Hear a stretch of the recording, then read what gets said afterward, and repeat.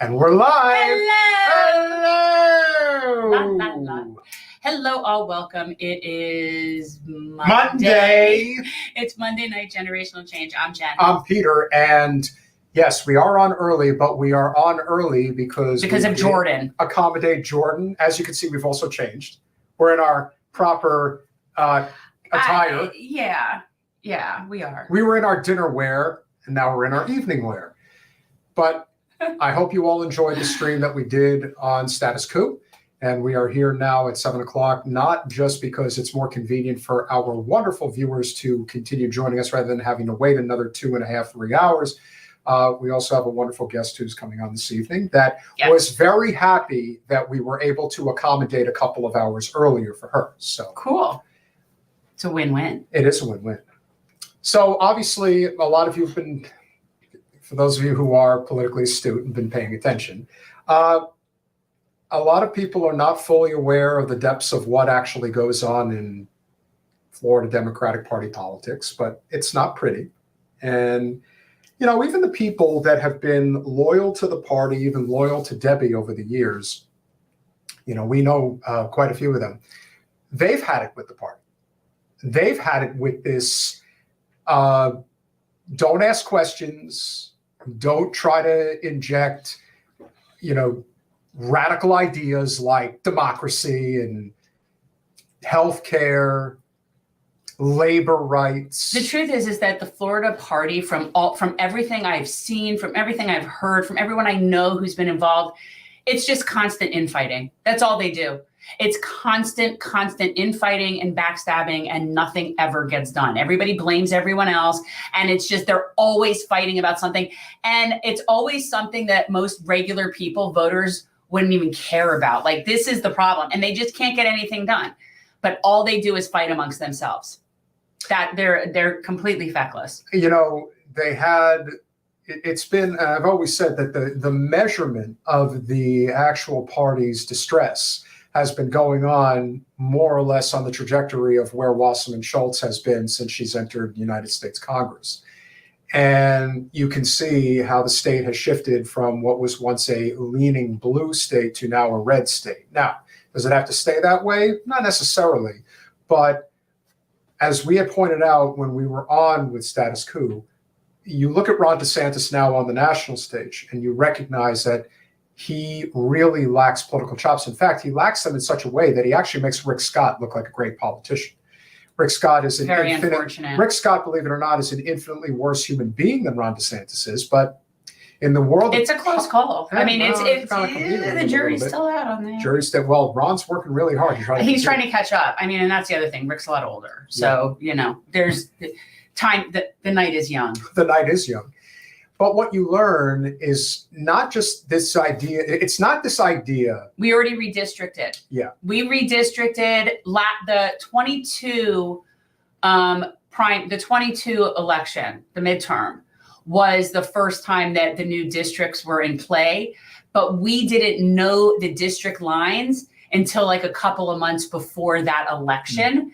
So this is really going to be the first election that the new district lines are in play, that people have been aware of those district lines throughout the entire campaign process. And so this is the first time really that we're watching full-on campaigns with current district lines.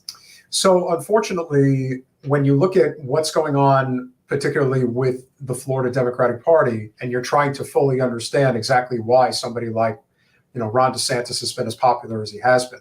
Now, he may be popular based on policies within independent and GOP voters, but there's no question that when he won by the sizable margin that he won by, it wasn't just a reflection of him as a candidate. It was really a reflection of the Florida Democratic Party as a whole. Yeah. That you would have to bring out Charlie Crist again, who's been running for office for over 2 decades. It was over silly. 2 decades. But quite honestly, I mean, the election, that election for the only reason, and I said it then, is that he came within 20 points is because of the women's choice issue. Yeah. He would have been further out than that. There was it wouldn't have mattered, because the Democrats in the state, they are out of ideas. They have no ideas and they have no new people. Well, here's the thing. They're out of ideas in terms of how they think they can swindle the average voter into believing that they're the lesser of two evils. And in reality, they're just as corporate captured a party. Yeah, they're offering us nothing. Now, that isn't to say that there aren't decent Democrats in our state, like legislature, because there are, for sure there are. They're always playing defense, but Shevrin Jones, Marie Woodson, Anna Escamani. I mean, there's Nixon, definitely Ashley people, Gann. right? Like there are people that Hillary Castle. There are good people. Yeah. There are. Like Dottie Joseph, like there are, but they're the minority. And granted, that's our group. A super they're a super minority. But no, we have good people. This is what I always said. Like Florida is not red.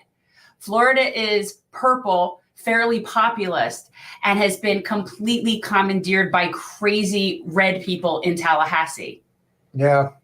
Okay, that's of course, the problem. Because the Democratic Party has been captured by corporate special interests, you don't have a Democratic Party that's out there fighting on behalf of working people. No. That's tantamount to being the top issue. And so when you have a primary situation where the mask comes completely off and they admit that it's a rigged game. We're not having a primary. We're just not having one. We're just not having one. We are literally picking by acclamation. Joe Biden gets all of the delegates in the state of Florida because we say so. Well, and again, this is not to say that we think he'll end up being the nominee.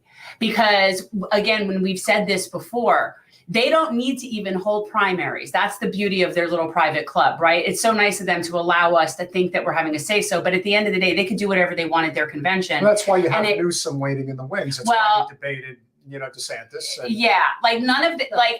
First of all, the entire appearance of the primaries is so ridiculous at this point, this season in particular. Just look at what's going on with this whole New Hampshire, South Carolina nonsense. He is, and by he, I mean Biden, but it's his administration. They are so alienating so many different people and pushing them away. Because New Hampshire is pissed. Oh, as they should be. I mean, the Democrats in New Hampshire are pissed. Yeah, in a state like Florida, you can get away with it, but it doesn't make any sense. And it doesn't make any sense for this reason. The amount of legal costs you're going to have as a result of, let's just say, Dean Phillips, challenging the validity of whether or not there should be a declaration of delegate allocation by acclamation. I mean, they are filing legal. There's going to be legal cases being brought against the Florida party. But they're going to end up spending so much more money on on legal eagles Oh, this yeah. is going to become such a big, you have literally. Which is a testament to their money management skills. Well, that's another thing. This is part of the reason why so many people, this is why the libertarian movement is growing leaps and bounds in this country, because you look at the two parties, but especially the Democratic Party, that cannot get out of their own way when it comes to wasting money, like the pork aspect of politics. The other thing about the Democrats that is notorious, especially on Capitol Hill, is that they pass bills that are infinitely bigger than the Republicans pass in terms of their bills. Democrats pass bills that are like this thick. It's so nobody will read them. 1,000 pages, so that no one will read them. So nobody and will read them. everything is just a corporate giveaway. And now you're looking at a situation here in this state where their idea is, we're just not going to hold a primary. That's going to save us. That's going to save us money. But what's so interesting about it is it seems to me that more people outside of Florida are so like shocked and awed and outraged about it. Whereas I'm not, like, I'm telling you, in Florida, like nobody's talking about this here. Like, it's not an issue. But it's still, it's insane. It's still funny. But it is still funny that they kind of have this idea in their head that they're doing themselves a favor by doing this. No, this is going to burn you so much worse. They think they're saving money. They think they're saving money, but I don't know. I know. You can't, because any legal challenge is going to force you to do this. And it also, but the whole thing comes full circle from this perspective. This is not one of those states that, even when Bernie was running in this state, he never put a significant amount of infrastructure into Florida. No. Either because he knew he couldn't, it wasn't in a place, let's say 8 years ago, maybe it's more so now. But this state was not his type of state. No, and we saw the infrastructure that he had here in 20, and it wasn't pretty. Correct. And so as a result, Biden won the Democratic primary in Florida very easily. Yes, but Bernie didn't, again, because Bernie really didn't put any, he really didn't. They just assumed Florida was a waste of time anyway. Now they, I'm not saying that whether it is Williamson, Uyghur, or obviously It Phillips, can't be Uyghur. Okay, it can't. Okay, so let's just say. Okay, I'm sorry. I understand that we might not like the natural born thing. I get it. We don't like it. It's elitist. It's white. I don't care. It is what it is until further notice. And there is not enough time between now and then to challenge the constitutionality of said thing. We're not going to have an amendment passed in time. So right now, he's wasting everybody's time. Fair enough. It is what it is. So between Williamson and Phillips, if they are going to legally challenge this, and I believe they will, the Florida Democratic Party is going to end up wasting so much more time and effort to have tried to prevent them from getting on a ballot that they could never have gotten more than 25% of the vote combined. Right. Like, that's the thing. Joe would be easy 70 here. Easy 70. In Florida. So like the fact that they're doing it, it's going to cost them more. And it's a bad look, but they don't really care about that. We wouldn't expect anything less. No. And when people ask why the Florida Democratic Party is in such shambles, yes, it starts with Wasserman Schultz, but my goodness, it is a absolute rot at its core. And this is a prime example of that. It's a problem. It's a problem. So who do we have this evening? Okay, guys. So we are going to be meeting somebody that I wanted to meet for a while because I've been following her on Instagram, and her name is Cheryl, and I think we have a clip. I think. Is that Arden? No, she'll pronounce it. She'll pronounce it for us. But and the truth is, I don't know, because the name of the Instagram is Why Is That Racist?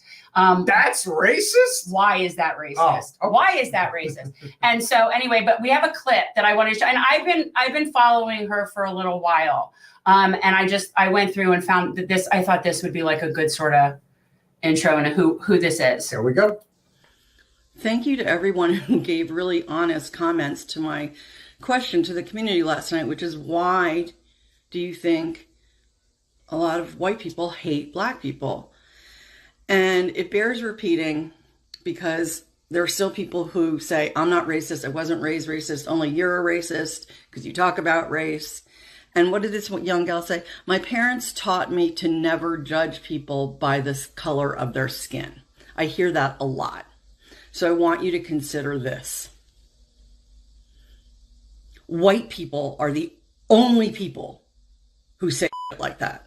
Have you ever heard a black person or any other person of color say they were taught to treat people the same regardless of the color of their skin? You know what that is? That's white supremacist culture. Your white parents had to tell you, when you see that black person, you can treat them just like they're a white person. Don't pay attention to the fact that they're black. See what I mean? It's built into us, knucklehead. The fact that you even say that, it's like, I will look past the fact that you're black and treat you with respect. So cut the okay? Read a book. I want you to open a book. No, that's the best. Like, read a book. Read a book. So bring her on. Cheryl Arnette, welcome to Generational Change. Hi.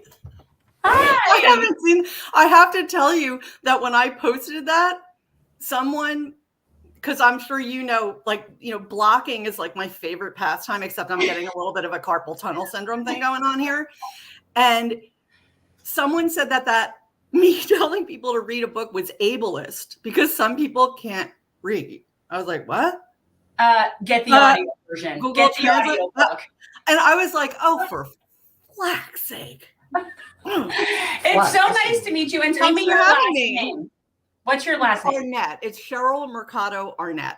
Arnette. It's so nice to meet you. So I have been following you for quite a bit, and I like the way that you handle some of the stuff you get, and I really appreciate it, because the thing about me is, and people know this, I'm not on social media. I don't even read the comments on our videos because the people are mean. I'm not sure. The people are very, very mean. And so he handles the social media because I don't want. So the fact that because I should deal with the stress. Yes. Not Jen, Yes. Yes. And so, but the fact that you deal with it so like personal, because I know that you must get some horrible stuff. Like I can't fathom. Yeah. But like, I really was just curious, like, how did you get into this? I mean, you've mentioned you've been married for a really long time. Like, I could tell everybody your whole story, but but I'm curious, like, how did you end up? I know you were a pollster, but what was it that spoke to you about? Okay, there is this serious need regarding white women. Thank you. First of all, thank you for having me. And yeah, it was a revelation. It was an awakening at a very specific point in time. I won't go into it. It's better told in person with hand gestures and drinks. Right. But it happened in Harlem a couple of years ago when a young Black man with long locks cornered me and just like went off, like calling me every kind of slur in the book, right? Yeah.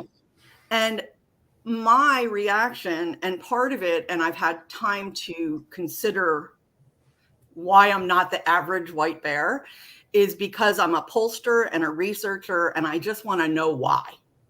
Right. I've always been like that since I was a little girl. And so this man who had never met me hated me so much that my reaction was to go read a book. The next day, I went up to Revolution Books and I bought James Baldwin's Notes of a Native Son. Yeah. And that started my journey. Now, knowing this, I know that it's impossible to make people want to care and make people wake up. You can't just do it, right? Shame doesn't work. Guilt doesn't work. Anger doesn't work. Dead babies don't work, apparently. Incinerated babies. Right. Nothing works. Right. Okay. So what I try to do is just put out questions and information to get people to have that, what I call aha moment. Yeah. Because once you have that, as you both know, you can't unsee it. And so the choice becomes yours. Yeah. Right. Yeah. So that's how I got into this. But I had to keep a lid on it for a very long time because I worked for a big corporation, and I luckily. And what year was this? What year time frame is this? So this was in early 2017. Oh, okay. And I just got laid off in January, unceremoniously, because I'm of a certain age. Did they get on Zoom to actually tell me they were? No. I mean, it was just like textbook Like, oh God, what You are we served your modeling? purpose here. What are we modeling for young people? I mean, I don't even know what the what. But anyway, when I got off the phone, I jumped for joy because I knew I had to do this full time. I have no income. We're paying $2,600 a month in Cobra. My husband is being very generous and but I have to eventually make money. But I could not sit on the enormous amount of not only research and information that I have, but, and now I know this, I can fully appreciate this. The way I communicate has a light touch to it sometimes. So that's how I got to this. Yeah, I think that's true. And I think that that's part of, and I don't even know, what did you do? Bring her back. What did you do? Stop that. Stop that. So. Was it something I said? No. Yes, you're a racist. You're a racist. So no, I don't even know how it was that you popped up. Like, I don't know how any of that works. And because I don't do it professionally, like I have my little art business. And so that is on Instagram, and I'm sort of a voyeur through that, and I watch. So like I see you, I am. Yeah. That's the thing. I don't participate in the discussion. I do not comment. But that's you know what? It is so important you say that, because I constantly have to remind myself and other followers and other people who I listen to. I have a very small group of people whose opinion I trust. And I speak to those people as well, because just like you're not on social media, right? Yeah. Not everyone has this personality.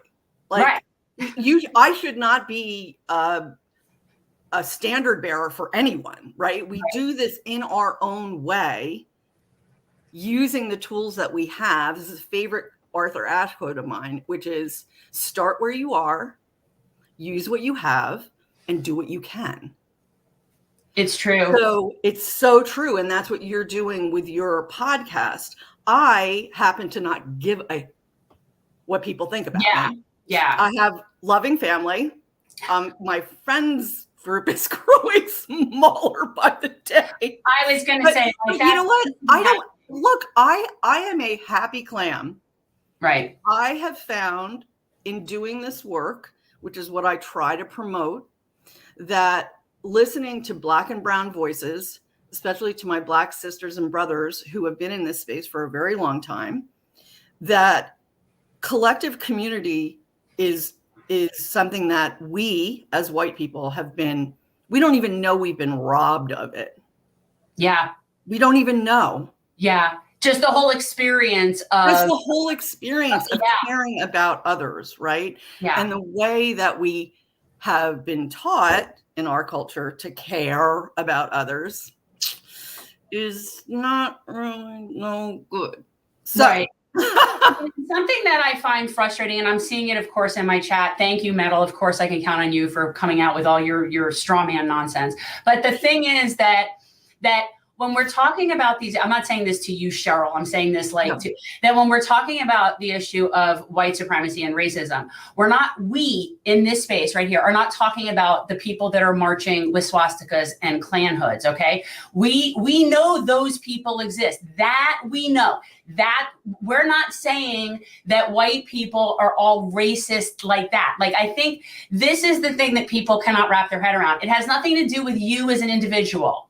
It really doesn't. It's an entire indoctrination of our way of life that you have to unlearn. We're not saying, and even people who aren't necessarily racist, you're still in that system. You're still part of it. You've still been indoctrinated to it. So that's what we're saying. We're not saying all white people are racist in marching with the Klan. Okay. So we need that's sort of the extreme. And I think people get so offended when we're saying that, because how could you say I'm not racist? Well, just racist, Well, but the thing is, so as I do this work, as I get deeper into this work, I really try to, because I'm kind of nice, but I'm not really, I can be you know what I mean? And I have to be nice.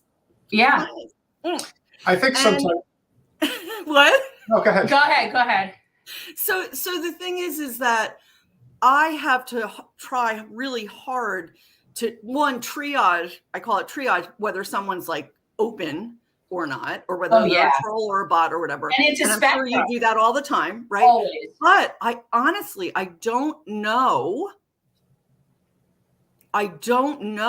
how many white Americans are willfully ignorant, are trying desperately to maintain this status quo, and are impervious to any kind of, slur or whatever. I really don't know what the makeup of that is. And as a pollster, particularly, when I look at findings and words like that Gallup poll that came out, I just was doing a dissection, which is another thing I do from my media background. I dissect white media framing. And I dissect in my own mind. Yeah. I haven't gone after the hand that feeds me, but I'm about to. I also deconstruct poll questions and how they're reported.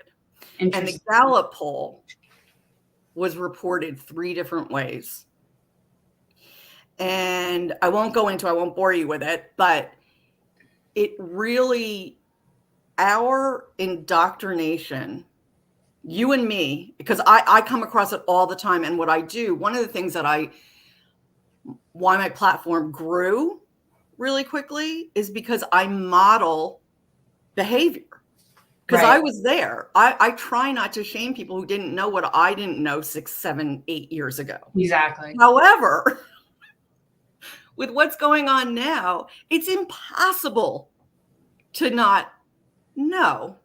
So then it puts people like you and me in a position of, okay, what are we talking about? Am I supposed to be talking to you? Are you really serious? It's difficult. It's difficult, but I have an excellent sense of humor. So yeah, I mean, and something that I've pointed out multiple times on this show, and of course we've been recently talking about it with regards to Palestine.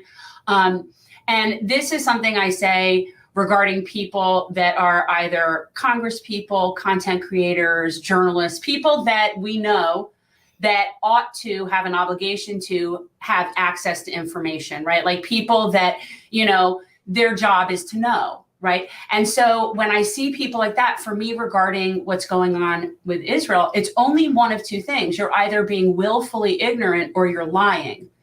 And those are the only choices. And quite honestly, that's how I feel about most things, not just Palestine, with all of this stuff, because the information is there. And yes, there is bad information. That is true. But people that have a certain duty, I believe, to know, are under an obligation to know. And the stuff we're talking about in respects to like what's going on in Palestine, this is factual information that they still don't accept. I was raised Zionist, so I know. With the Nakba, we were not taught that. I did not know that. Okay. We were raised, and when I say we, I always say this, I'm very clear. Like when I say we, Western Ashkenazi, raised in this country, anywhere between Reform and Orthodox Jews. Okay, like what the general dialogue is, not necessarily my parents, but just in general. And I've said it before, we were taught that Palestine wasn't real. That was never a place. We were taught that Palestinians wasn't real people. We were taught that they were Arabs and that Arabs were less civilized and that Arabs were, trying to kill us, and that the desert didn't bloom until we got there. And that once we got there, they kept trying to kill us. So we had to keep defending ourselves. And like, this is the narrative. We are taught that. And I mean, like, that is standard. Okay. I have yet to meet a Jewish person that has challenged me on this, that was raised in, I'm talking about a standard Western, and I grew up in North Miami Beach, granted, extremely Jewish hood, but that was how we were taught. Like, I did not know about the Nakba. I did not know. We didn't know any of that. I see. I just am learning that because I only listen to voices. I don't listen to people like me, like, because I'm, and I did not know. So I grew up in New Jersey, And a lot of my friends are Jewish. Some of them are no longer friends. I have members of my family who are Jewish. And what's been happening, I don't self-pity. I don't talk about it much because it's nothing compared to what most are going through. But we never had to talk about Zionism, right? Because being raised where I was in Jersey, Israel was Israel. Like, that's it. Like, you didn't even fucking talk. Oh, sorry. You didn't talk about it. It's okay. You didn't talk about it. And so now I'm seeing, and thank you for sharing. And I was on this amazing webinar with a woman named Amanda Glender, who is from Orange County. Her name, it's A. Glender. And she was raised Zionist, and she moved to the Netherlands. She's in her early 30s a couple of years ago, and she's a poet and a writer, and she is an adamant anti-Zionist. And because she's such an amazing writer, the poetry that she writes about her awakening is quite moving. But when I went, so I've been following her. So on this webinar, like you just said, I had no idea that my Jewish friends, when they went to synagogue, that they were being taught what you're telling me. Yeah. So now, as a creator and as an educator, I have to take a step back and really the enormity of the propaganda and the recency of it for American Jews. Yeah. This is a major, major obstacle and major pain and trauma. And I feel for you. I don't even know. And I don't know what's going to happen, but like you started out at the top of the hour with the Florida, right? I was, as a pollster, I was at CBS News at that time. I narrated that election, the 2000 election for CBS News Radio. And I remember the hanging Chads. I remember and I used to be on the exit poll committees. Like, I was in the dirt.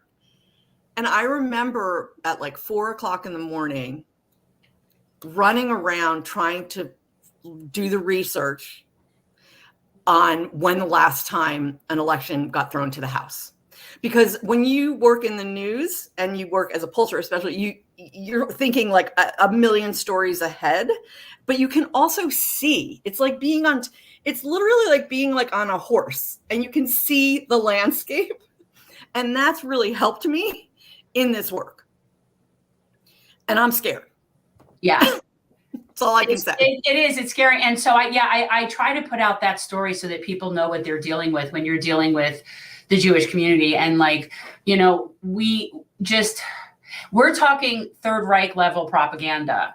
And it started, and have you read Elon Poppy's book, Ethnic Cleansing of Palestine? I've read about it, and I've read a lot. But I am having a hard time digesting the truth that's coming out through FOIA and other things. I'm dead honest with you about that, because, and I know, having educated myself out of racial ignorance over the past bunch of years, how difficult it is to realize not only that you've been purposefully, generationally lied to.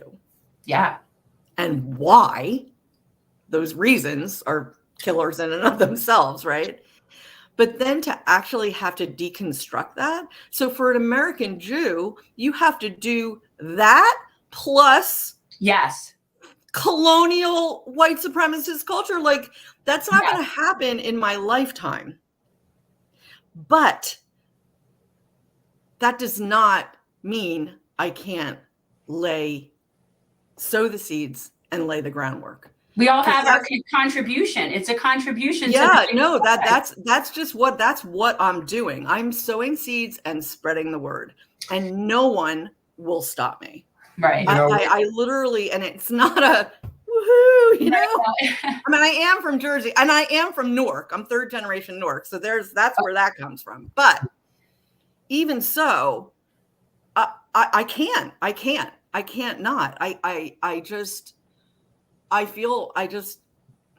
Yeah, well, I've been like forcing myself to watch a lot of the very unpleasant videos that are coming out, the ones that say caution, viewer discretion, and I'm forcing myself to watch them. And it's just a matter of this. I have this feeling of duty to bear witness, because we're doing what we can do in our lane, like really we are, but we know that when it comes to real power, we are not. We're all doing, as I said with that Arthur Ashe quote. I mean, we all who feel this in our bones for whatever reason know that we can't remain silent. Well, but it doesn't make it any easier. Hard. This is definitely, like, I would say like a major turning point moment. And there's like this definite line that's been drawn in the sand.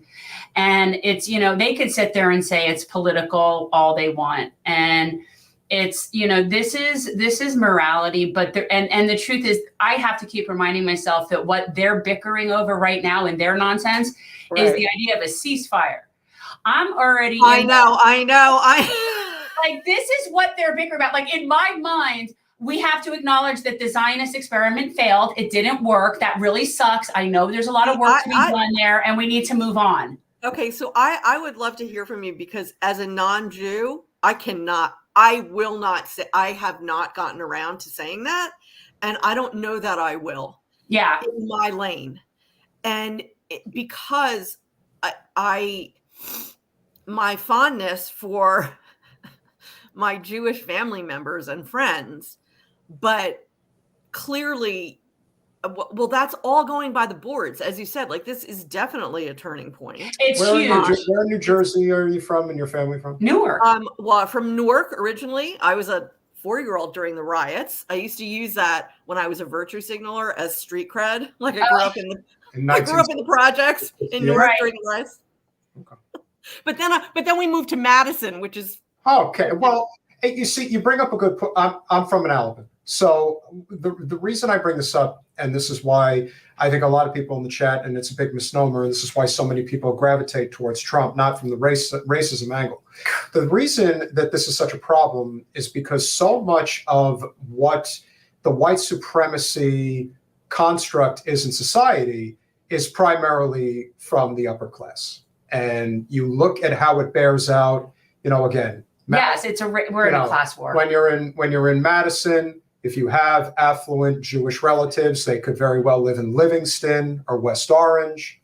And so what ends up happening as a result is I would ask everybody to listen to the commentary of Juliana Margulies on the podcast that she was on recently. No, if you want to know if you want to know what actual racism sounds like. Did you hear it, Cheryl? Did you? It was, I listen to everything. Yeah. I listen to everything because I need to know what everyone's saying and hearing. Yeah.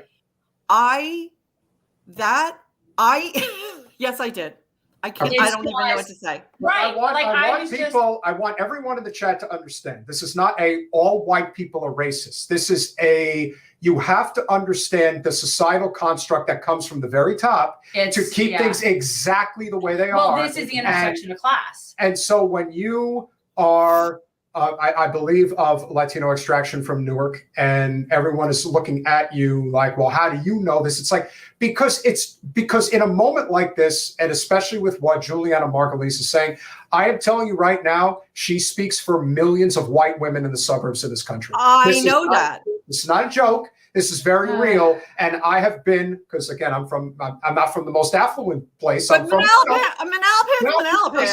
Yeah, hello. It's not, it's not Marlboro, it's not Colts Neck, but it's still very nice. And so, I went to school, again, I come from a middle-class family. And so growing up in that environment, you get to see the spectrum across the board of all different walks of life. You get to see the working class all the way up to the upper class.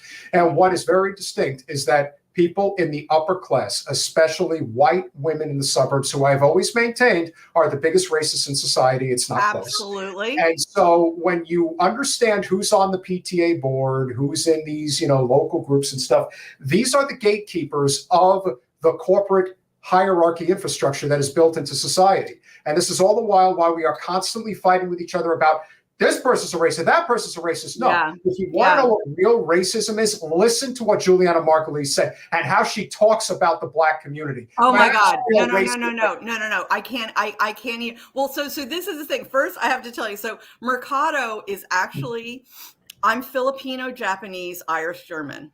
Well, that sounds like New Jersey. And Mercado, because the Spanish colonized the Philippines, right? So, and there's so many things. So when we moved from Newark to Madison, we lived in the apartments, and they used to call us the apartment people. People up on the hill wouldn't let them, some of their friends, play with us. Right. Now, I didn't know this at the time because my friends, so Madison's a very wealthy, for those of you who don't know, very wealthy community.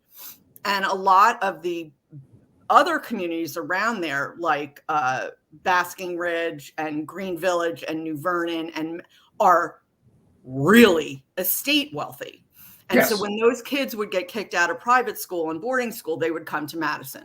So Madison High School was wealthy as, and I fit in there because people thought I was of them.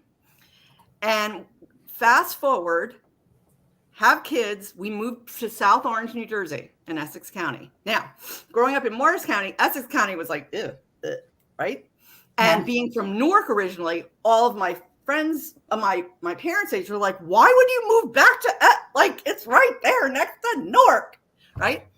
So in my own home, this happened several times when people would talk about where you're from, blah, blah, blah, blah. And I would say Madison. And someone said to me, where'd you live? And I said, Ridgedale Avenue. That's the kind of town it is, right? They know exactly where you live. And they said, where? And I said, the apartments. I said, I didn't know there were apartments in Madison. And another woman who was a friend of mine, who was a bigwig at Hadassah, she was in my house. And I told her that I'd grown up in Ivy Hill, Newark. And she said, not joking. She said, you clean up really nicely. Wait, is this still a friend? Because Hadassah, I can't fathom would be happy. No, it's not. But the thing is that what I'm saying is, I know these women. I thought I had a tribe of people who cared. And that was quickly dispelled after George Floyd was murdered.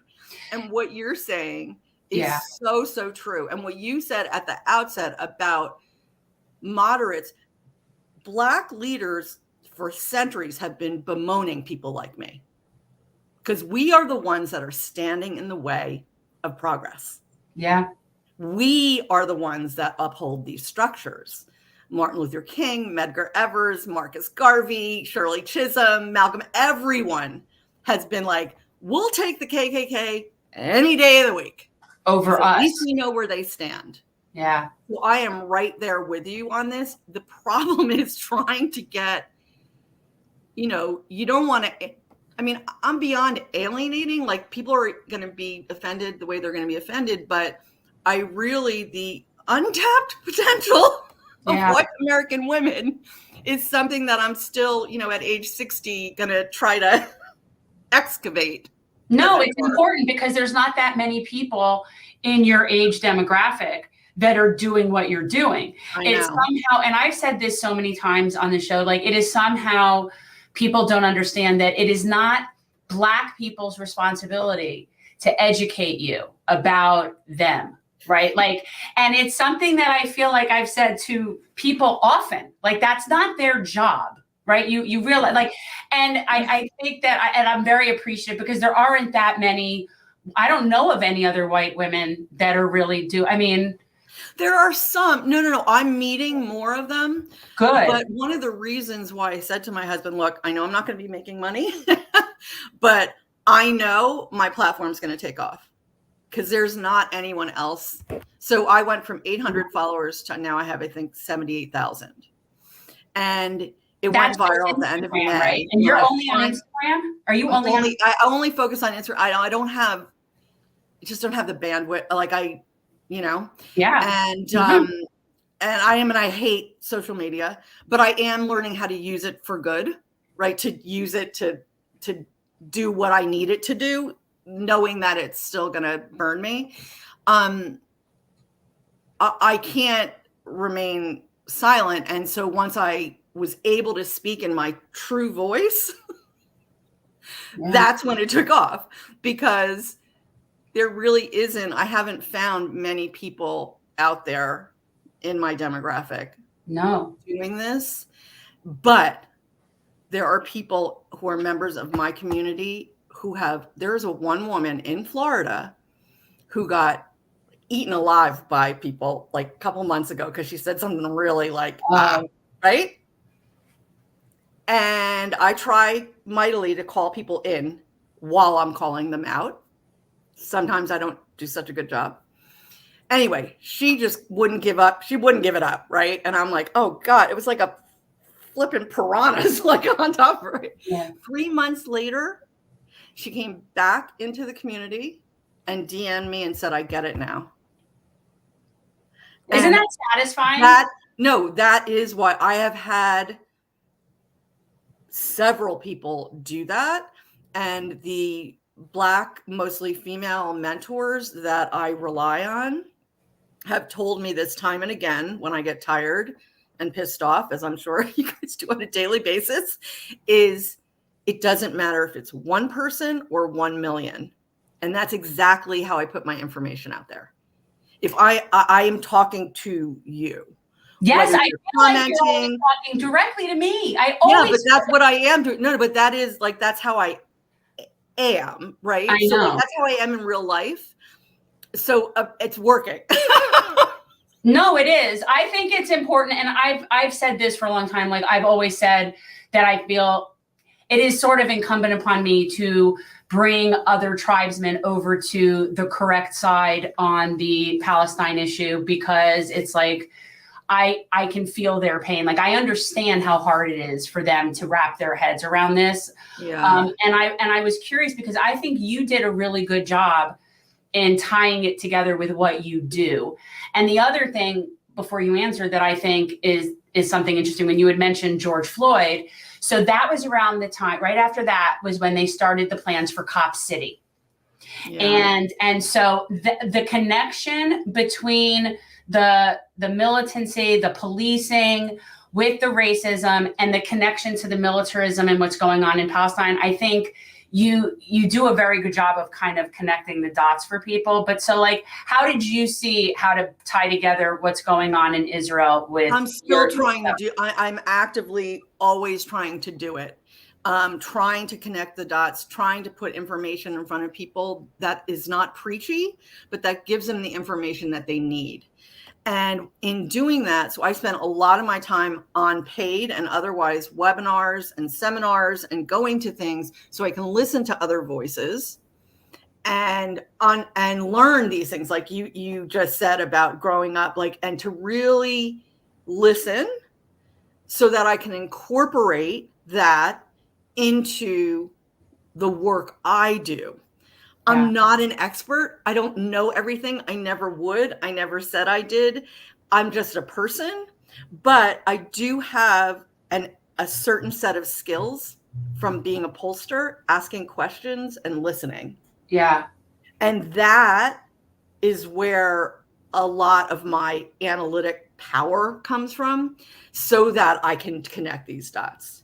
But one thing that's really important, as you said it a bunch of times, I have to constantly repeat myself. And that's something that's hard for me to understand. I'm like, all right, let's go. We're done. Can we just move on now? You know? We can't get a ceasefire. You can't. So that's something that I'm learning. But no, I work really, really hard at it, because I'm not afraid of offending people. I don't want to. Us Jerseyans do not fear. No, but you have to say what you have to say. But there's a way, you frame things in the most comforting way possible. But you don't change the reality. Like it is what it is. And there are people that no matter how soft you make it, they are just not going to be able to wrap their heads around it. And that's fine. That Right, is, you know, right. everyone's on their own journey. Right. But I appreciate what you're doing, and I appreciate you. that you tie it all together. And I can tell that you put in a lot of work and research. Thank you. And as someone who does that as well, I very much appreciate. Like people don't understand. Like, and I don't make any money. I haven't made money in 4 years at least. Like doing this, like we've been doing this show for over 3 years. I haven't made a dime, but I spend about 3 to 4 hours a day just doing research. Of course. And like all the time. And so I appreciate it. And it's very clear to me that you do the same, like you put a lot of work into your content. So I appreciate you. Thank you so much. Thank you for everything you guys are doing. It's really. If people want to follow your work, Cheryl, how can they check you out? Obviously, Instagram is the thing. At Why Is That Racist? Why is that racist? And my, which we have right here. And you can also go to whyisthatracist.com. I'm cobbling together. I mean, I've had a website, but I'm amassing emails. I want to have more in-depth, more targeted conversations. Right. So you're going to need to have so more that people, yeah. So, and don't want to charge, but like, I'm trying everything. I'm pulling out all the stops. I'm trying everything. Yeah, no, to create an actual community, you need that. Like you really need like the bulletin board. And have you ever considered doing like, doing lives where people comment? I've done a bunch of lives. Okay. I'm sorry if I am actually going, and I am going to, no, don't, oh, please. I am starting a YouTube channel called Blinded by the White. Okay. And because that is the working title of my. That's a little play off of Bruce's Blinded by the Light. He's a Bruce Springsteen. He's upset. Bruce wouldn't mind. I'm sure I've seen Bruce probably more than you have. Yes, because you're older. We can get that. I've seen him more Jen than likes he to has. rag on me, but she actually went to the Orange Bowl during the Born in the USA tour. Of course Oh, you did? Oh my God. I went to the Giants and got, when they played all the albums back to back, and I got to. That was in 2009. I was there as well. Oh, for God's sake. Yes. Thank you guys so much. No, I appreciate you and what you're doing, and maybe you'll come back and chat sometime. I'm constantly reading more and more stuff. Like, I feel like at some point, like I'll reach the nadir of depravity, and yet every time I learn something new, it's like, no, I just got, right before I got on this, I looked at something, I'm like, oh, please, oh, no, I can't, no, oh. Well, we're definitely going to have fun with our chat after this concludes. Cheryl, thank you so much for what you do. All right. Bye, guys. Have a good night. And remain Jersey strong, my friend. Very nice meeting you. Thank you. Bye. Lovely lady. Metal, it is not identity politics. What the Democrats do is identity politics. The Democrats do identity. Oh, yes. Oh, my God. Black faces in high places is identity politics. That's not what we're talking about. If you can't listen to what Juliana Margulies said in that podcast and not cringe and be like, holy. If it well, honestly, that almost would be like a bit like a line to know if somebody either gets it or they don't. Like, because if you like when she said the tone in her voice, if what it doesn't make you cringe, and you're not here, it's like, wow, oh my God, just so condescending. That's messed up. So yeah, we're not talking again. This isn't about calling people individual racist. This isn't about identity politics. It's about recognizing an entire system that is global. And we're seeing it play out, and we're trying to contribute to not that in the capacity that we can in our environment. So no, I do not think everybody is racist. Cheryl also lives in the affluent North Jersey suburbs, and I can assure you that there are a substantial amount of people. Like, think of the Real Housewives. And yeah, she doesn't think of herself as a savior. Like, it's funny, like she by no means, in fact, her audience, her audience that she wants is white women and white people. She's trying to save them from themselves. She's also made it very clear that this is not a money-making thing. You know, she's not out there peddling a book like other people we know. She just sees a lane, and the truth is she's right. I watch her content. Now, let me tell you something. I watch a lot of really good stuff. And I don't have time for crap. I don't watch junk. I don't watch nonsense. He'll tell you that. Gossip is more fun. No, I don't. And so the fact that that is somebody that I follow to me should say something to people, because I really don't follow a lot that has to do with this. And no, it has nothing to do with identity politics. It has to do with an appreciation of a huge system of oppression that's global, and recognizing what we can do to upend that wherever we can. Yeah, Okay? and that's what it is. And therein lies the rub. And Michael, it's not about being patient, although we appreciate it, because ultimately we want to have a rapport with everybody. Those that agree with these sentiments, those that disagree. No, and part of it is people have to be educated and people have to learn. I didn't know the things that I know now yesterday, right? So like everybody has to be on their own path. But yeah, I do go out of my way so that I want to be locked in with the identity politics, over woke, that crap. Because that's not what this is. That's not what I'm talking about at all. I assure you, this is not that. And that's also the problem here that you guys are probably recognizing, because remember, the people that are always saying, oh, that's racist, or, oh, you need to watch what you say in this group and things like that, those are not people that have, again, that over woke crowd can't live in society. Most of the problem that does exist here, that I've been trying to point out for so very, very long, this is a class war. And when the class war crosses into the race element, why do you think that the powers that be come down on the labor movement harder than anything else? Because in the labor movement, people tend to not care about anything other than what is in the best interest of the collective. I know, such a commie word to say, but that is how it is in a labor union. You have people that are as MAGA Republican and as Bernie blue, if you want to call it that, as you can possibly be, and they will lock arms as eventually brothers that's and how sisters. and we say this all the time, eventually that's the only way this is going to work. And kudos to, Sean Fain, by the way.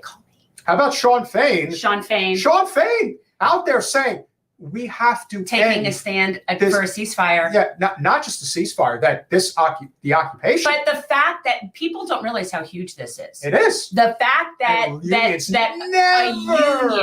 a union is seeing the connection to their fight and their struggle with oppressed people in Palestine, because again, this is a class war, and the people at the top will use things like religion and race to keep us fighting amongst ourselves. That's all true. But kudos to Sean. I love him. I do. And because he is. And recognizing that the only strength in any of this is everybody sort of coming together with all the different movements. As long as we've got the environmental people here and the choice people here and everybody, we're getting nowhere. We're like just all running on hamster wheels. And he gets that. When we started our live stream, when the conversation was basically in full flow, we had about a dozen or so more people that were here watching live, and they decided to leave. You're not going to get it. There is always going to be people who are going to say, there was one person in the chat who was like, I can't listen to this. This is cringe. I'm like, well, I appreciate that. And and here's the thing is that I hate identity politics and I hate that crap. But as somebody who is a white woman who has been invited into and welcomed into Black spaces, I do have a different sort of sensitivity and appreciation about it and knowledge about it that has nothing to do with wokeness. It has everything to do with appreciation and respect. And that's all it is. It's being conscious of you're aware of your surroundings and where you are. And some people are just not good at doing that.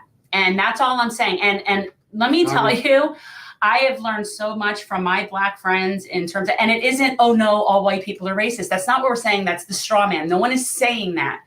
But there is this complete unawareness of the oppressiveness of systems because most people don't know. Yes. And that speaks to a greater issue here, which is like metal and Nadia, thank you so much. Obviously, yes, this is a class. It's a class war, nothing more. We say and that. As soon as you identify that, but unfortunately, they use those other things. Correct. So now you brought up a good point, Metal, and Metal is definitely on the political right. And so you say unions are okay so long as they take steps to correct corruption. Well, let me tell you something. What Sean Fain is doing is representing his workers. He's representing the rank and file of the labor union. Whereas somebody like, as you pointed out, the police union and the teachers union. We call them out left and right. Look at how tyrannical those two unions are. And they don't answer to the rank and file. No. They answer to the shareholders, if you will, or just to the judge, jury, and executioner dictator like a Randy Weingarten. And she answers, to me, she answers directly to like the DNC. Like, that's how I feel about Danny, thank you so much. He really wants some Bernie. You'll get some Bernie. We'll get some Bernie out. You'll get Bernie. Teachers are the best. Absolutely. Teachers union, different story. And ours in Broward is particularly problematic. I think in some ways is sort of emblematic of the whole problem. Yeah, Broward Teachers Union is particularly bad. And I will say, we recently just made an acquaintance at an art show we were at the other day, and it's a woman who teaches in elementary school in Tamarack, which is in Broward County, and is full on aware of how, and this is the thing where people want to blame it on DeSantis. You want to blame the Florida legislature. And I'm not saying that Florida education is not a problem. It's a problem. But when you look at the Broward Teachers Union, you have to wonder, why is it that the Miami-Dade teachers and the Palm Beach teachers, so that's the counties on the north and south of us, both got raises and Broward teachers didn't. So you can't then say, oh, it's the state. Now, this again, the state has issues. And I'm not saying that those unions, those counties got anywhere near what they should probably be getting. And don't get me wrong. The concentration of wealth in Palm Beach County and Dade County, comparatively speaking to Broward County, is, it is different. I mean, Broward is definitely the third on the ladder when it comes to the wealth of the three counties. That doesn't matter. That doesn't matter. It shouldn't matter. But again, yeah. And so and we have a situation here where we have a Broward Teachers Union that is, I think, fairly feckless. The people that I've met that are union members that are in it are not happy with it. But, I don't know. How it all relates to when you say national, but then you look at, okay, but then why did Miami-Dade and Palm Beach get raises for their teachers? Correct. And of course, there's always going to be political crossover in terms of why this is being done. Unions can be problematic, like any institution. It can be which is why it's like in anything when it comes to who is ultimately making the decision on behalf of, let's say, a presidential endorsement, like between Bernie Sanders and Hillary Clinton. Is the decision being made by the rank and file, or is the decision being made by the shareholders, as I like to say, the board? Yeah. If the board is making the decision, then do not support that union under any circumstances. The ones that support the rank and file, support those unions. And somebody like Sean Fain from the very beginning, have we reached out to get him on? Did you get his info Jordan from sent me his guy. I got to email his guy. Because be still my heart. But the thing is that he has been very, very clear from the very, very beginning in terms of communicating with the rank and file and giving them information. He was holding regular information sessions and telling them the numbers and showing them how they're being screwed. No one ever did that before. Forget including them in paying their vote. They never even gave the union rank and file information beforehand. Yep.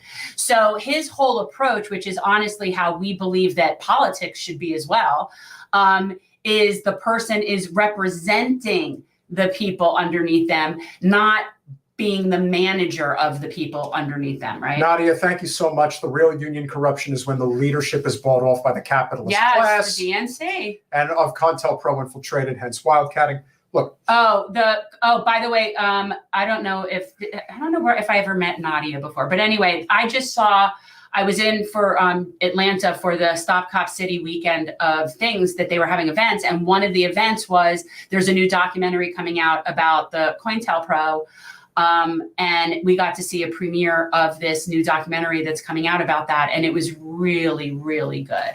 Like, I've got to say, and I mean, I knew about what that was, but this was just really very informative. And I don't think COINTELPRO is the organization, basically the deep state, that was organized to go after basically the black movements like the Black Panthers. Listen, I know all about these movements. They are very problematic. And unfortunately, some of the great heroes, the great leaders of the day, when I was a young lad, I was young once, Jen. Believe me, I was young once. Martin Luther King, JFK. Oh, wait, hold on one second. No, it had nothing to do with Cop City, but this was one of the events that the Cop City organizers had planned over the course of a weekend. just in solidarity with people. Yeah, no, the movie has nothing to do with Cop City. Sorry. Look, I am not cheap, but sometimes I work for cheap because that's, I'm a senator. I do what I have to do for the people. And I have been summoned here this evening by one of your supporters of the show. They said they wanted to talk to me and that they had some questions. I still haven't called for a ceasefire, and I apologize, but So it's not, you know what, honestly, that you're going to let that be your legacy at this point. Like, and that's on you. It's very upsetting to me. At least I didn't turn out like Ralph Nader. I don't, you know what, and no, and I don't think that's it. I think Ralph Nader turned out in a lot of ways with his integrity intact. Oh, I don't know. Ralph Nader is out there saying that you should support Joe Biden for president next year. So my good friend Joe is getting support from some unlikely places. Joe is not your friend. I don't have many friends. Well, you know what? And you're better off without any friends than friends like that. Look, unfortunately, the ceasefire has been lifted, and now we're putting. There were over 1,000 people like in the first 24 hours. Yes, it was a very dangerous situation, and we're going to comment on it, and we're going to play a quick video. We're going to comment on it? We're going to comment on it. It's very important. I'm so beyond commenting. The people here need to understand what is going on. The ceasefire apparently ended. I want to grab people by the neck. I swear to God, I do. Maybe if they watch this, they might. Like, I almost feel like I'm jumping out of my skin. Well, hopefully that. Like, that's how I This is an educational opportunity. Is this just going to make me irate? It might. I don't know. You're not playing Wasserman Schultz, are you? عشرات بالمئات ايش عشرات بالمئات حي كامل دمر يعني هذه مساحة تقريبا مش عارف أكثر من دلمين 3 كل هذه المساحة مدمرة.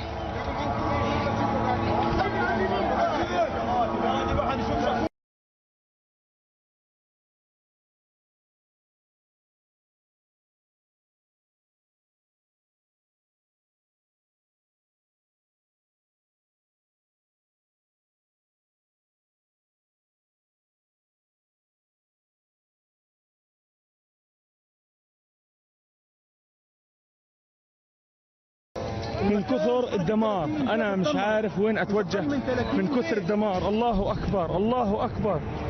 ما هذا؟ هي قصف كمان، قصف الآن في هذه الأثناء قصف. الله أكبر. Then you know the result. You already know what is going to happen here, right? This dust now is inside Nasser Medical Complex. These people are displaced inside Nasser Medical Complex, and the carpet bombings are around the place. The largest functioning hospital and maybe the only one in the south of Gaza Strip. دمار حجم الحي الكامل اللي عدم.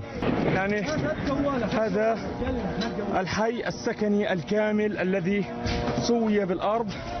هذه عشرات البنايات في هذا المكان سوي جميعها في الأرض. يعني هذا المكان، هذه بنايات على محاذاتها مربع سكني كامل. It's not a genocide. It's just a training exercise. You know, by the way, and somebody had commented, we've got one of those people that comment, and for anybody who has even thought this, you are really one of the dumbest people ever if this is something that crossed your mind, so you might want to get help for that. But when we're talking about a genocide and people's responses include things like, but their population numbers have been increasing. That's always a good one. Yeah. Yeah, that's not the point, okay? You can be conducting a genocide without it being fully conducted.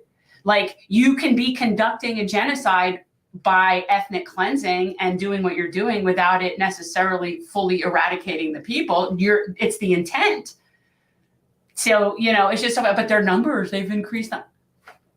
Anything to justify your actions. They've already arrested more Palestinians than they've traded for hostages. But they're also still throwing the you know, Hamas are rapists and sadists. So I want everybody who thinks Hamas is the most evil people on earth to imagine what you would do if they were hiding in the hospital in Tel Aviv. Even though there has been proof already that Palestinian boys are being raped by Israeli armed forces. That's, oh yeah. Boys. You see, when those things start coming out, you know it's true, because those things, they do everything in their power to make sure it never leaks. And by the way, the people, and I say this over and over again, every time that you see an exchange of hostages and you don't question why are there so many women and teenagers being held by Israel, that's the important rabbit hole to go down. Okay, not the hostages that are being released after so many days. And I'm sure this has been horrible. I have no doubt that this has been horrible. But we have to at least question, why is it that there's all these people being held without any due process? And the reason is that in the West Bank, when you get arrested as a Palestinian person, you don't have due process because you're not subject to the laws of citizenship of the state of Israel. Even though Israel oversees you, you are under military rule. And as a result, you don't have that. So it's basically you get to be declared what we would call here an enemy combatant, I guess, and just never see the light of day in due process. And that's what they do. And they do it with like teenagers throwing rocks. They do it with young girls. And by the way, the reports of women being raped and abused by IDF soldiers are rampant. Oh, sure. Rampant. Sure.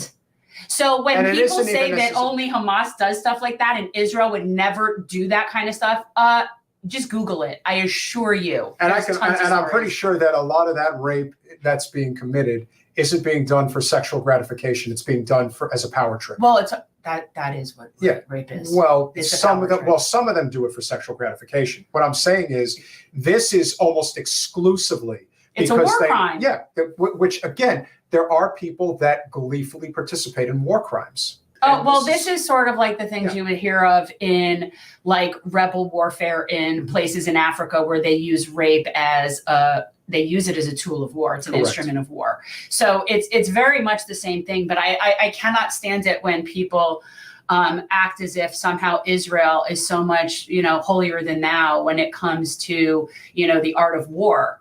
When in fact, I think that there couldn't be anybody worse. Yeah, this is definitely something that I don't think they're going to be. Again, they keep pushing their luck. They keep trying to overstep their bounds and think that they're just going to continue to get away with it. When you say that you have to leave North Gaza and you have to go to South Gaza, and now you're bombing it into smithereens they already were. And killing thousands upon thousands of innocent people, 80% of the Palestinian population in Gaza now has nowhere to live. They don't care. They don't care. But it's not a genocide. They just want them to get out. Correct. They just want them to get out. And remember. But then kill them on their way out. The biggest reason, in my opinion, that we're going right along with this is because of the trillions of dollars in natural gas that's under Gaza soil. That's the reason. It's all about money and power. It isn't changing, no matter how much you don't want to acknowledge that this is a reality. And it has nothing to do with the hostages. Not at all. Nothing. And it has nothing to do with Hamas. Now, Hamas took hostages as an intent to get back some of their people that are being unjustly held. Which they did do that. But no one's talking about that. No, like that was their plan. That was what they sought out to do. They didn't go there with like burn it all down mentality. No. In fact, a lot of this stuff, I would suggest everybody hear what Max Blumenthal put out about this, because he examined a whole bunch of evidence. And this is someone with a lot of knowledge and experience about that part of the world and the kind of crap that goes on during war there. And he was able to sort of discern that a lot of the things that were being blamed on Hamas were actually things that were done by the IDF in shooting blanketly and randomly and crazily into buildings where there were Hamas people, but there were also Israeli people. So there were also things that were done that looks like from helicopters and things that were incinerated that are weapons that Hamas doesn't even have access to. Metal, no one is suggesting that Hamas are the good guys. No. So let's stop, please. There's not good or bad. That's exactly the point. Stop. The exact point is that there is no good or bad. Right. It's really just a matter of sides and what side you're on. But what I would suggest, if you are on the side of Israel, you're on the side of genocide. Point blank, period. No gray area. Because what they're doing is not defending themselves. See, when people say, well, Israel has a right to defend itself, absolutely. This is not that. Okay? They passed that from day one. Inflicting other illegal acts of war using the justification of trying to root out a handful of terrorists is just completely unacceptable. And the rest of the world thinks so. And the biggest problem with Bernie not saying anything is it doesn't matter if it's not politically advantageous for him to step up and acknowledge that there needs to be a permanent ceasefire. What's the point of saying we need a ceasefire if you're going to have one and then immediately start up all over again? Maybe they needed a rest and they decided that's how they were going to do it. Bernie, it doesn't matter if it works politically. It just matters that it's the right thing to do. What, the ceasefire? Mm-hmm. Again, the fact that that's what we're discussing is so absurd to me. Yeah. I'm so far past talking about that, but they're not going to be happy until they genocide all these people, and that's what they're trying to do. I wonder, Ray, that's kind of a simple question there. Why would they care? Well, they don't, but that it is what it is. They don't really. So that's the point. And in fact, they're responsible for the death of like 60 of the hostages. Oh, at least more. Is that true? Well, no, because I'm kidding. They started out with X amount and then they only had X amount following the bombing. And so I just sort of did the math, but no, they don't care. They don't care at all. And the reason that you know that that's not what it's about is because, again, what if the Hamas fighters were hiding in a hospital in Tel Aviv? Do you think they would just be dropping bombs from above? Or do you think maybe they would do it a little differently? Yeah, they would be a little bit more discreet. So that's racism right there. That's what it is. So you want to speak to the senator from Vermont. Okay, he's back. He has returned. And you ask Danny Wyndham, Mr. Donor of this wonderful channel. He looked like he gave you over $20. That's a lot of money. I could use that for. He definitely can use it. I could use it for a nice dinner. I can stretch that money quite far. I hope you understand. The question, of course, is about MMT, modern monetary theory. I happen to work in the United States government, and I can assure you that we do print the money, and we tax money back to pay for goods and services. No, that's not how that works. I'm just here to learn. Yeah, well, I suggest you get together with our friend Steve Grumbine. You need something, or you know what? You know Stephanie Kelton. I'm sure she could explain this to Stephanie you. Kelton is a lovely lady. I've spoken with her. She has. I'm sure she could explain this to you in the manner in which you would understand it. I But understand. stop talking about taxing the money and the paying for the stuff. I understand that we need universal health care. We need tuition-free public college and trade schools. We need a living wage. We need stronger unions. We need to end these endless wars. Yeah, I said it. We need. But yet you're not signing on for a ceasefire. My hands are tied. Whatever. We also need to support a much cleaner environment. A Green New Deal is a nice idea, but what we really need is to advance on clean technology. Do you understand the connection of all of the things that you just laid out? Is that none of those things are going to ever happen until you address the modern monetary theory question and get people past that, because that is the ultimate holdup for us moving forward and doing anything. Okay. We have to cut that clip so Steve sees that. He'll be so proud of me. Well, look, I don't know this, Steve. I'm just saying that all of those are great ideas, but if you don't deal with the economy of the base of it, then none of those things can happen. That's what I'm saying. So you have to address the modern monetary theory, or how are you going to get those things through? It is important for people to understand that we are not a country that has the same rules and regulations when it comes to federal spending versus state and local spending. We have the ability through our fiat currency to print our own money and do what we need to do to ensure that our budget is balanced. But unfortunately, in America, the money that is spent is often given to places that don't need it. We overspend on our military. We overspend, well, not overspend, but we seem to think that taxes in this country only apply to the middle and working class. The upper class, particularly the very rich, do not pay their fair share. We know that this to be true. And so what we must do is collectively grow as a nation, particularly through the labor movement. Stephanie Kelton, I do not talk about MMT, and I have my reasons. Yeah, whatever. But that's the problem. Those go hand in hand. You're not getting anything done until you address that. So what do you propose I do? I propose you fight for those policies. And then when people are questioning it, you make sure that they understand that that's how it works, is that you make sure that people understand how it works every time they say, how are you going to pay for it? And instead of coming up with just saying, well, we have to tax the rich. And that, again, even though, yes, I agree, we do have to tax, I agree. But when you connect that to getting things done, you are only reiterating that talking point that tax dollars pay for social services. So even though I do agree we should tax the wealthy more, that has nothing to do with it. But when people say to you, how are you going to pay for it? You need to go in to explain this, and it has nothing to do with taxing the rich. So why do we have taxes? Yeah, that's a good question. I actually know people that don't think. I know people. Friend Luke Rakowski thinks that it is theft. All taxation is theft. I think taxes should be. You should not pay taxes unless you have representation. No taxation without representation. Do we agree upon that? Is that a good idea? Well, yeah, that's great in theory, but yet we all pay taxes and none of us really have representation. And we know that because most evidence shows that the policy in this country does not reflect the will of the people, but rather the will of the oligarchs. So therefore, we don't really have representation, but yet we're all still paying taxes. We have a problem in this country with the value of our dollar. It is going down by the head. And one of the problems we do have is that there is a issue with the American people and the rich not paying their fair share. So as a result, our top marginal tax rate is gone way, way down. And the burden of responsibility for goods and services falls on that of the But again, you're creating that narrative that the tax dollars are what's funding goods and services. See, that's not how that works. So when we need to step, it doesn't matter whether it's the rich or poor people being screwed by taxes, that's not the money that's paying for anything. So you cannot give out that narrative. Well, that is true. And that is true when it comes to the so-called national debt. There is a difference between a debt and a deficit. I don't think most people understand that. I don't, and I don't really need to, and I don't really care. You know why? Because I am pretty certain that it's like 99% fiction.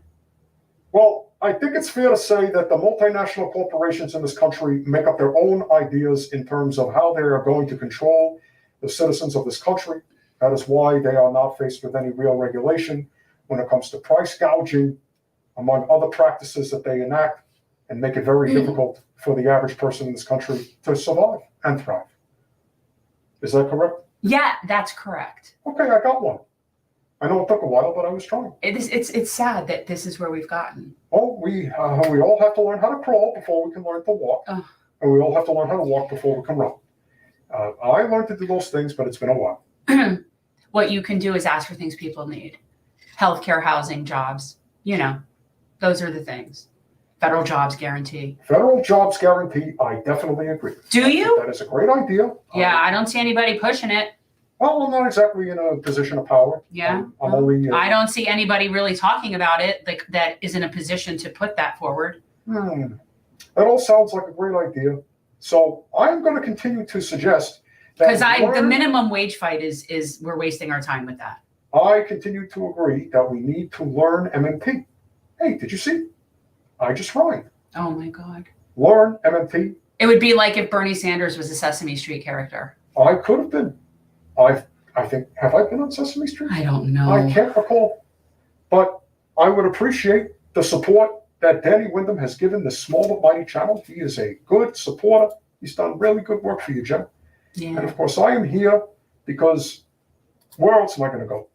I don't really have that much support anymore. I'm sure that Keaton Russell would like to talk to you. I don't know who those guys are. I don't really care. Send you over there. I'm going to figure out how I can. Mike Figueredo likes you. I can salvage some of my reputation before it's all said and done. I don't know. Because until your name is on, at least at the minimum of asking for a ceasefire, to me, we should be well past that. So the fact that we're not even there yet is kind of embarrassing for you. It's embarrassing. It's not gonna age well, and that's gonna be something that you will be remembered for. Well, I'm sorry to the American people, but anytime I come on this show, I always manage to say we need a ceasefire now. Now, if it ultimately gets back to,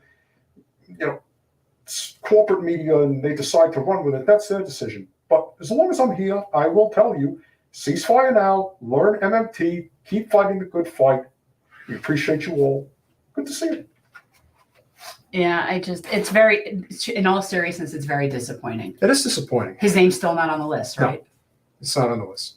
But what is... I can't believe that this list is just like creeping this list. Like how many is it up to now? Don't people see the writing on the wall that it's increasing? Like, don't you think the sooner you get on it, the better it would look instead of being one of the last holdouts? Like, don't people already see that the tide is turning? Yeah. Metal, I think most people would agree that the federal income tax is definitely, that was a... Oh, no, income tax, federal income tax doesn't pay for anything. That's a made-up thing. Yeah, that doesn't pay for anything. State income tax, that's different because... That's what pays for infrastructure. Correct. So that's, I mean, and yes, I know that there are subsidies that do come from the federal government, but when we talk about state taxes, that's what's paying for your roads, your infrastructure, and all that stuff. So that's why it is not from federal income tax, because federal income tax doesn't do anything.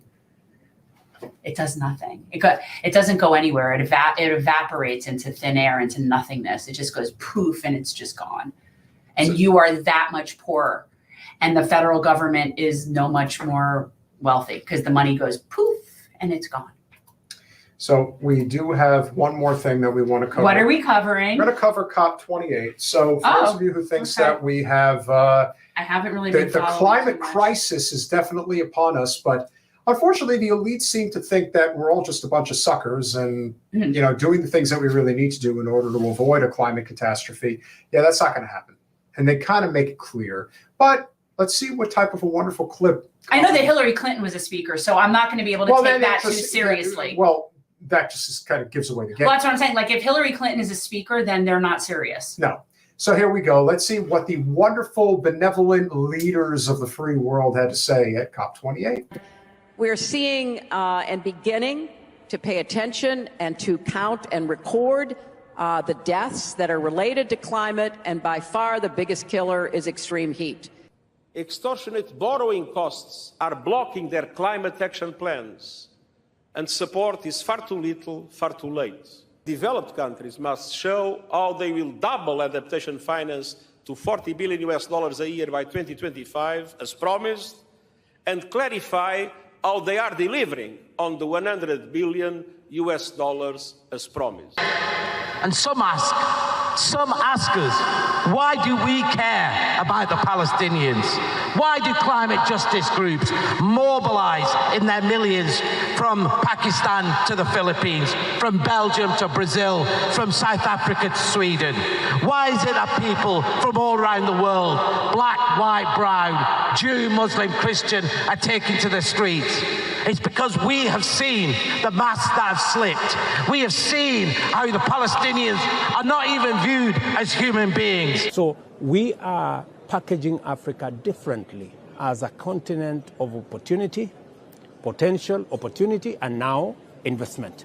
And that is why I am telling you that I am finally persuaded that Africa has a different narrative. And we say to those powerful countries who put words of human rights into text over there, that no amount of empty words will ever erase your complicity. You not only wrote the blank check, you enabled this, you own this. You own this as much as those who are dropping the bombs on the terrified people of Palestine. If we want to stay to our target of 1.5 degrees. In fact, we already have enough oil, gas, and coal on the surface of the planet or under construction to take us past 2 degrees. Climate change is a matter of life and death for us as indigenous peoples in all regions. Greenhouse gas emissions continue to rise. Indigenous peoples here are demanding the parties to this conference recommit to the 1.5 degree target. Peter is like a thou, not a it. We don't manipulate, we don't dominate, we don't subjugate, you don't squeeze every ounce just for profit, even when we relate to each other and when we relate to the earth. So we don't come in a spirit of self-righteousness, we come in a spirit of not just acknowledging climate emergency. It's worse than that. It is climate catastrophe. And it's a key ingredient to all the transition pathway work that we're doing, is to start with a baseline that's agreed, then agree a pathway, then agree what the appropriate and necessary investments are to stay alive on that pathway, and then to use carbon markets to offset these difficult to abate or unabatable emissions.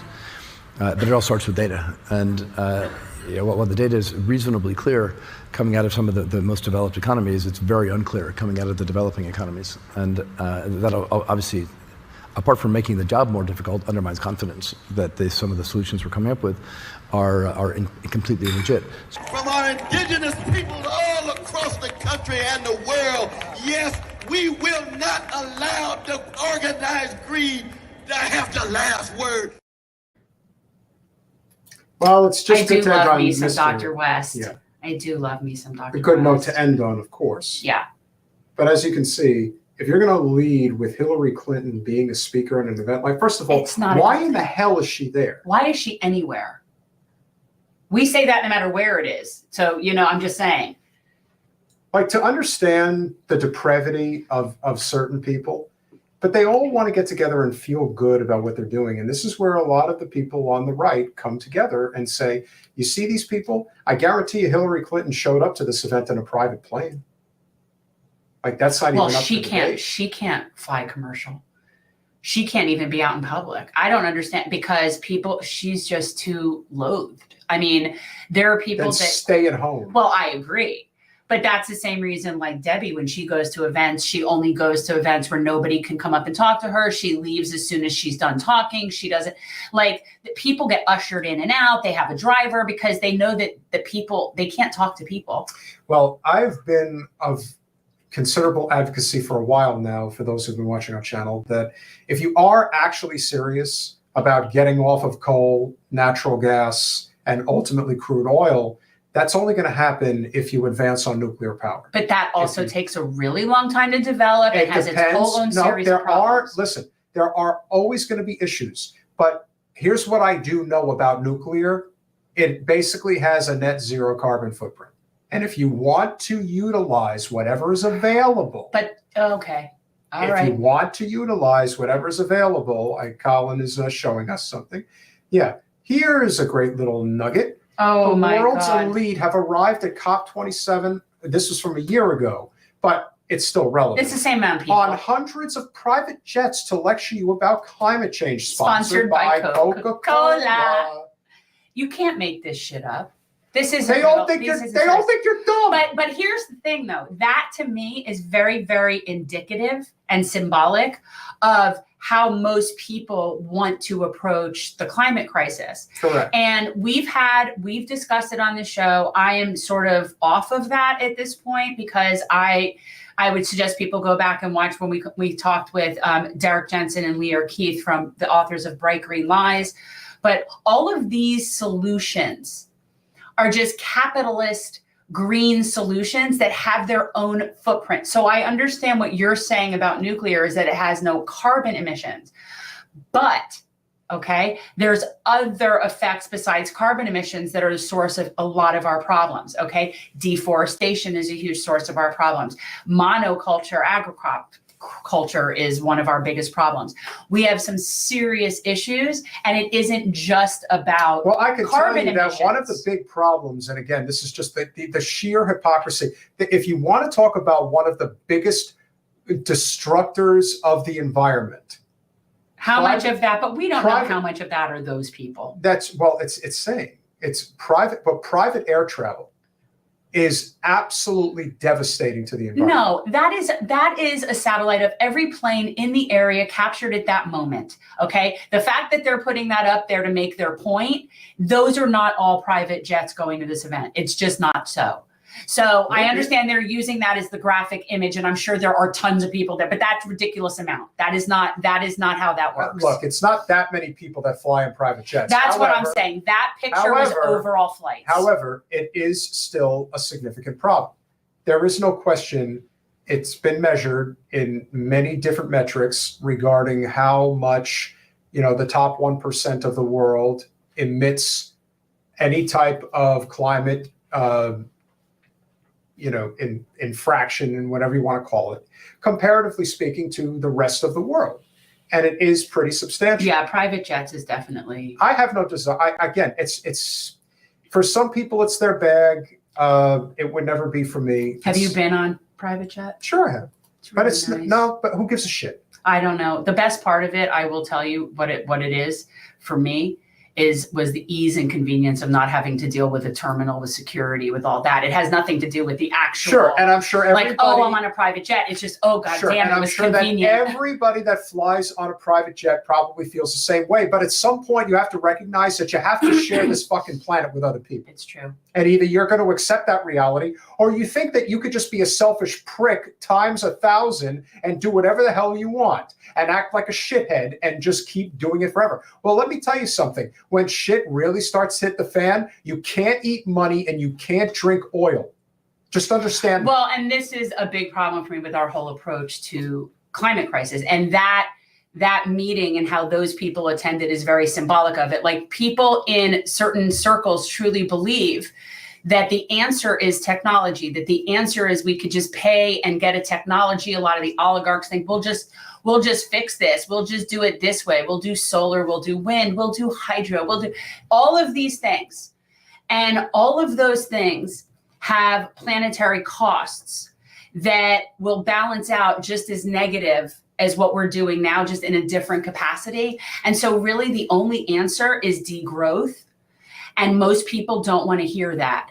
But that's the answer. The answer is degrowth. And that is the antithesis of a capitalist system, because capitalism is always growth, growth, growth. You know, the GDP, it's got to keep going up, and everybody's grow, grow, grow, grow, grow. And it doesn't even matter what the foundation of those growth numbers are. Those numbers could grow because of horrible things that are happening to people that, you know, like disaster capitalism stuff, but the numbers look good. And so what people don't want to hear is that the only thing we're going to do is degrow.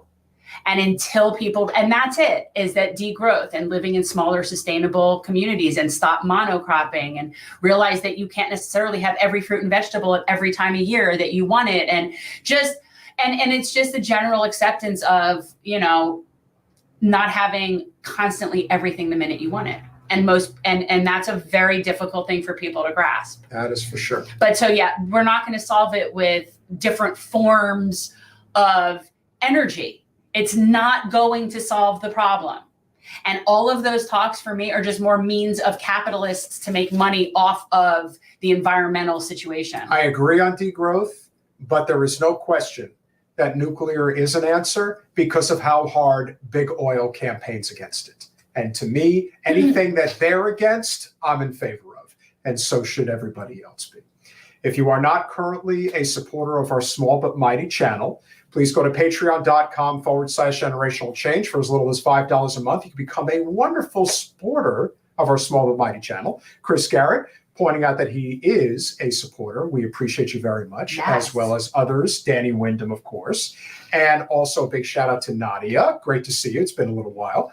Appreciate you checking in to support the channel. For those of you who do end up supporting it for at least $5, it's very helpful. Get yourself the Lulu sticker. As you can see, it's still an adorable little thing. And of course, for those who decide to contribute more, we than do have $5, a new patron. So we to do. our new, yes. And so he will be getting his Lulu sticker in the mail shortly. Yes. And we also have, for those of you who are willing to contribute $25 as a donation or as you a can patron, get a jersey or a t-shirt. Jersey or t-shirt, generational change. Here comes the sun. I'm rocking it. Jen's rocking it. He makes me wear them. I force you to wear it. He yeah. kind of does. Like, Yeah. and the thing is, like, every time I try not to, like, even just going on earlier with Jordan, I wasn't wearing it because I'm like, we're not even on our show. Like, I'm just going with Jordan. And I wanted to wear something else. And I kind of got attitude about it. Yes. And that's the thing. Like, he really does make me wear. It's a brand. The show. I understand it's a brand, but a lot of people have a brand, but they could still wear other things to work. Fair enough. So Cash App, $Gen Change. Of course, if you are not interested in putting your credit card on the grid, but any amount of contribution can be made there. That is certainly appreciated. And what is our Zelle? GenCore Inc. So, Gen. CORPS. GenCore Inc. on Zelle. That's it? Yes. So if you want to go to Cash App, that's how you can make a contribution. If you want to go to Zelle, that's how you can make a contribution. That's where we are, GenCore Inc. So we do have, as we mentioned, we have our Festivus for the rest of us coming up on Saturday the 23rd. Got lots of wonderful guests lined up already. I have a few new tricks up my sleeve. Oh, that's good to know. You got to let me know about these things. So for Thursday, we are speaking Wait, with. are you getting like Dolly or somebody? No, I don't have that type of a connection. We are going to have Colonel Larry Wilkerson. If you think you know anything about what's going on in the Middle East, you haven't heard anything yet. This man knows his stuff. I found a video from him 2 years ago predicting exactly what's happening with Israel right now. Like, not that a lot of people wouldn't have seen it coming, but the manner in which he spoke about it was extremely, foretelling. Big announcement next Monday. We will have. Thank you, Teresa. My street clothes. Yes. Next Monday, we will be having Matt Taibbi back on our podcast. He will be coming on to talk about his latest stint on Capitol Hill, which of course could not be avoided by speaking with the esteemed. He had the privilege. Deb DWS. She is, if you guys can stomach it. We'll play it on Monday. But if you guys could stomach it, Monday. Just the way she speaks, and nobody else does that. You know she was salivating at the prospect of trying to but here's the thing. I still don't understand this because they're there voluntarily. Again, I still can't wrap my head around somebody speaking to you when you're sitting there voluntarily and then you don't slap them upside their head, but I digress. But what's so vile about her is, even if, like, let's say I didn't even know who she was and I was just watching that hearing, none of the other Congress people speak to people that way. They don't. And I'm not going to get into the what's his face Mullins and what's his face O'Brien getting into like fist fight. And other than that, like, for the most part, the people there are talking with respect to the person sitting there. Of course. And then you get to Debbie, and she's just such a vile shrew. It's embarrassing. How other people in our district are not embarrassed. The only thing that is a little silver lining is if you go and read the comments, you'll have quite the laugh factor. It's definitely pretty entertaining. Yeah, I mean, Debbie's Debbie. And Debbie is sort of, in many ways, the complete manifestation of what the Democratic Party in Florida has become. I would say the Democratic Party in general. It has become Debbie Wasserman Schultz. Yeah. There you go. So thank you, guys. It really means a lot. Please smash that like button, share, subscribe, do all those wonderful things that we ask you to do. It has been a wonderful evening speaking with both the Status Quo audience and, of course, you guys coming here. And I was glad to meet Cheryl. And you guys, you definitely should check out her and really, it's for women on Instagram. That's who her audience is. It's women on Instagram. I mean, anybody can watch, but just like anybody can watch anything. But she just has a really good way of putting things, and I appreciate it. So there you go. Federal taxes are collected to control inflation, amongst other purposes. Why is inflation so high? Well, as it turns out, there are certain people in society that don't think that they have to pay taxes. You see, we all have to live together. We all have to share services, and let's face it, there are those who just think that, and as you have often pointed out, they cannot build their moats wide enough. Multi-mine, we're not going to address that. We just can't.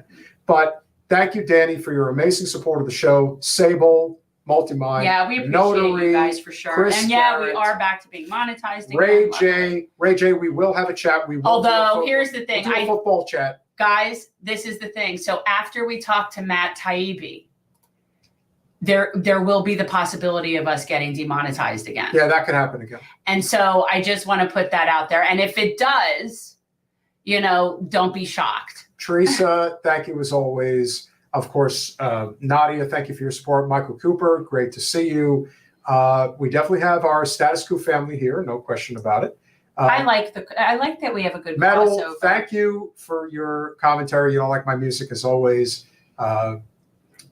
I don't know if I'm missing anybody. I don't know how you can keep such good track. Like, I know some people in there that I see pretty regular, but it's hard enough for me to see over I try. There. I mean, they're here. They're taking the time and to. It's like if I lean over too close to like look at it, he gets annoyed.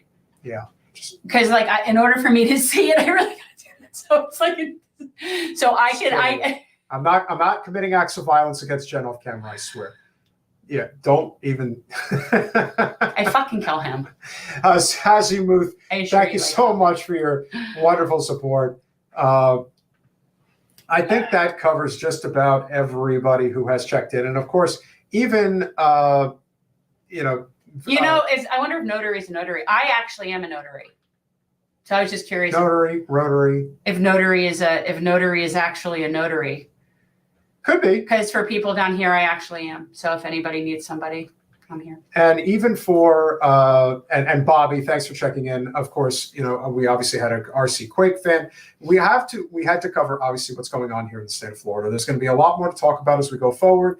Lots of things happening, but we're going to continue to fight the good fight. We bring people on to talk about it, but too many of them are sycophantic, and it's just not easy to find somebody. Yeah, we've tried a couple of times, and even then it didn't work out so well. But we'll speak the truth. We always try to do that. They didn't like me anyway. Yeah, so that's the thing. I've got nothing to lose. They didn't like me anyway. Nothing to lose. Smash that like button, share, subscribe, do all those things we ask. We love you all. We'll see you Thursday.